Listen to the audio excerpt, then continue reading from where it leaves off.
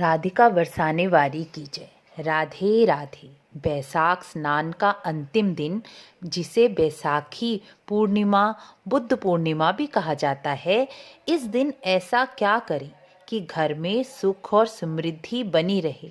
और जिन्होंने पूरे बैसाख मास स्नान किया है या फिर अंतिम 3 दिनों में ही स्नान किया है, वह स्नान की पूर्णता कैसे करें।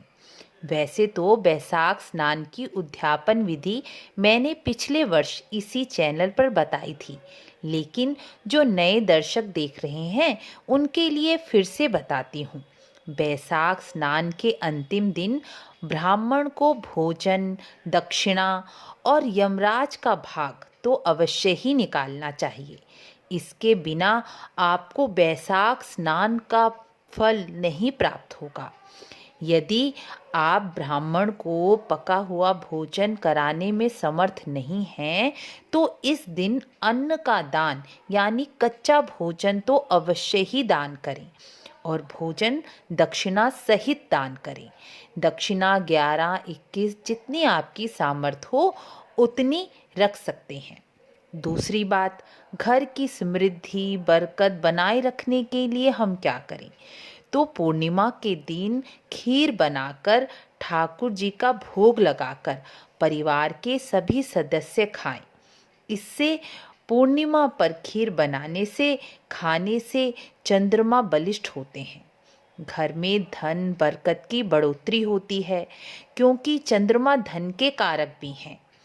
जितना भी हमारी रोज की इनकम होती है या जो बैंक में पैसे पड़े होते हैं, उनके कारक चंद्रमा ही हैं। चंद्रमा बलिष्ठ होंगे तो घर में धन स्थिर रहेगा। यदि चंद्रमा कमज़ोर है तो धन आएगा तो सही, लेकिन टिकेगा नहीं। चंद्रमा मन के कारक भी हैं। यदि हमारा मन बली होगा, एकाग्र होगा, तो हम प्रत्येक कार्य अच्छे से कर लेंगे।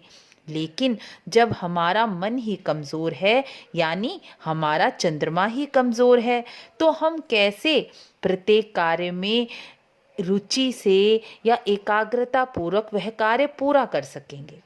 आजकल तो चंद्रमा के कारण प्रत्येक 10 में से 9 व्यक्ति डिप्रेशन, टेंशन के शिकार हैं। यानी कलयुग में चंद्रमा प्रत्येक व्यक्ति की कुंडली में लगभग खराब ही रहता है।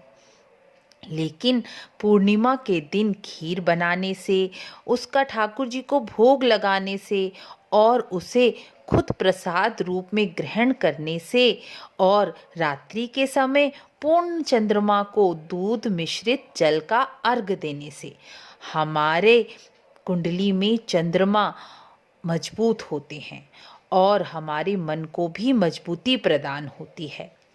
पूर्णिमा के दिन खीर खाने से हमारे शरीर में चंद्र तत्व की पूर्ति होती है, जिससे हमारे मन को बल मिलता है।